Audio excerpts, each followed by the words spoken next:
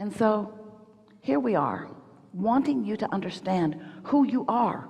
You are source energy, and you were source energy before you came into this body. But the thing that most of you do not realize is that you were source energy before you came into this body, and the larger part of you still is.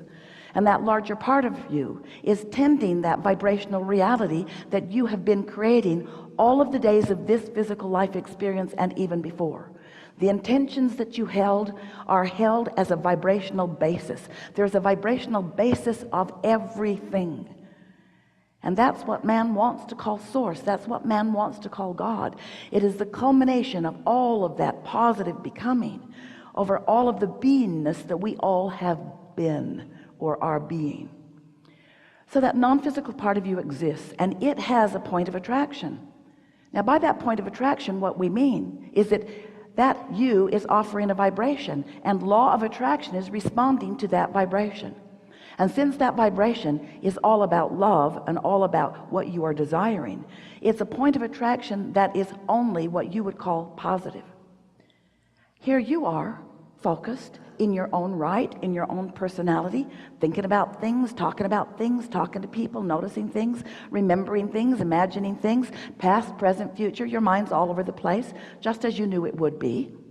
And in all of that thinking that you are doing, blessed, deliberate, and sometimes not, focused, and sometimes not, physical creators, you are finding vibrational harmony or not with that source energy that is you.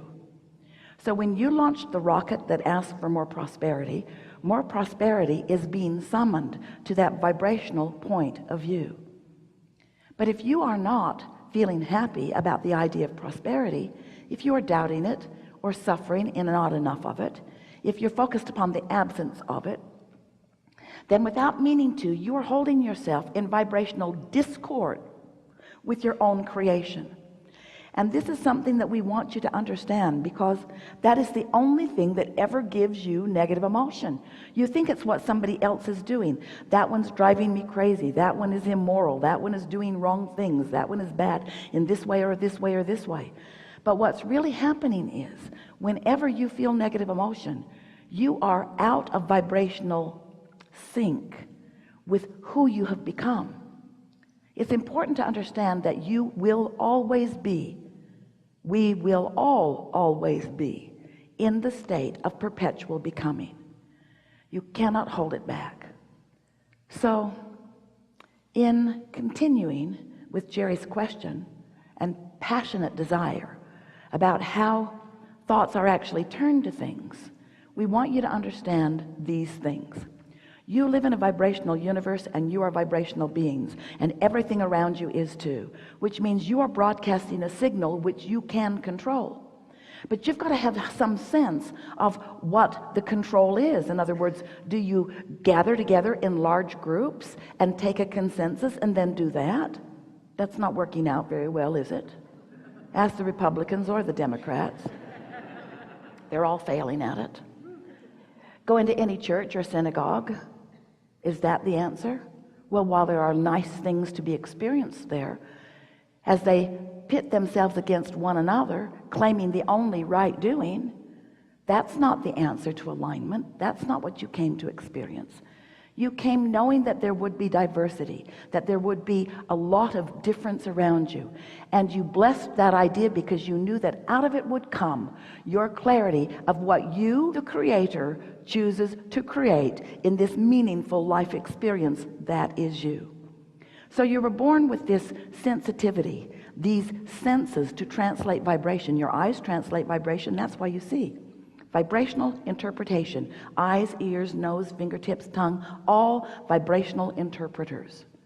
But you have an emotional center that is your true vibrational interpreter, because that interprets the variance between the source that you were when you were born and that you have added to ever since, that source energy, God being that you are, that vibration and the vibration of you. For example, you've asked for much more money, and that non-physical part of you stands in utter prosperity with endless knowledge about avenues for you to realize to turn those vibrations into dollars. You said to us, all right, Abraham, we accept that there's a vortex. All right. How do we get our money out of the vortex and into the bank? And we're going to talk about that all day here today. How do you get what you desire, what you have created? How do you turn it to something that is tangible for you? How do you make it manifest? How do you make it actualize? How do you get to see it? How do you get to enjoy it fully? And should you? The answer to that is unequivocally yes. You've come to create. You have come to turn your thoughts to things. You have come to experience the reality of this magnificent time and place. So, once you accept that you are a vibrational being, and once you accept that your emotions are letting you know the vibrational variance or harmony between what you've become and what you're doing right here, now you're off and running. Now you have guidance that will serve you all day, every day. We want you to know that the source within you not only knows and literally has become the liver of all that you have asked for, but your source, your inner being, also knows how to guide you along the path of least resistance, which is to say the path of most allowance, which is to say the path of least resistance, which is to say the path of most allowance, which is to say the path of least resistance, to guide you along the path of least resistance to what you desire. We would like you to know that if there is any resistance on your path, and there is, you put it there. Nobody else is putting any resistance on your path. All it is just thoughts you've picked up along the way that you've begun to practice that contradict who you really are and what you really know. For example, you are brilliant, but you may not know it. When you put yourself down and say, I'm inappropriate, or I'm not good at that, I don't fit in, the reason that those words, that concept feels so bad to you is because it is so off from the reality of who you are. When you say, good things don't come to me, the reason it feels so bad to say that is because it's so off. It's so not true at all. When Esther first began really chatting it up with us, oh, she began to really like it. And in the early days, she said, oh, good Abraham, now you can help me know who is lying. I know they are. You can help me know when they are. And we said, how would you like to proceed? Esther said, let's watch Judge Wapner.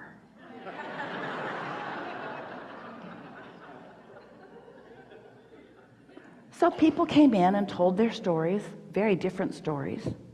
Judge listened, mocked them, passed judgment, and then Esther said, all right, Abraham, which one of them was telling the truth? Because Esther thought the judge was nuts. Which one of them is telling the truth? And we said a better question is, which one of them believes what they are saying? Because in many cases, they were telling two entirely different versions of something, and both believed what they were saying. Well, that got Esther's attention, because she began to realize that there is no way of sorting out the rightness and wrongness of anything, because your perspective makes what you get from it uniquely your own. And so to try to convince others to hear your side of any story is really a futile and foolish way to go about life, because they all think something different, because there are not two vantage points that are the same. And the more you try to convince them of what your vantage point is, the more you get out of sync with who you really are, because in that defending or justifying, you hold yourself vibrationally in discord. And so Esther said, well, then how do I know? And we said, it doesn't really matter if your opinion agrees with or disagrees with anyone on the planet. The only thing that matters is that you stay in vibrational concert or accord or harmony with you, with what you have created, with who you really are. So that means you got to care about how you feel. That means you got to think your thoughts slowly enough that you can feel which thought is the bugaboo that you've just introduced.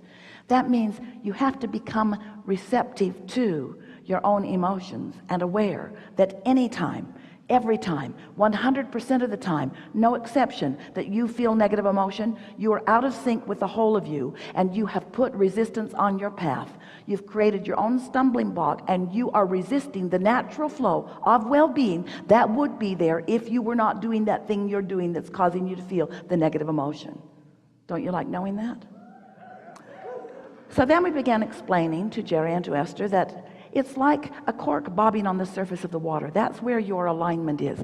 That's where your pure positive energy is. That's where your connection to the source within you is. That's where that high-flying, good feeling, tuned in, tapped in, turned on. That's who you are. That's where you belong. That's who you really are.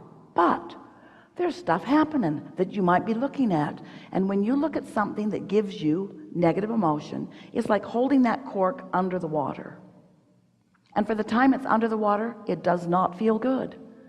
But any time you can turn your attention away from whatever it is that's got your cork under the water, got your negative emotion coming, just let go of it by focusing somewhere else. And that cork will quickly bob right back to the surface, right where you belong.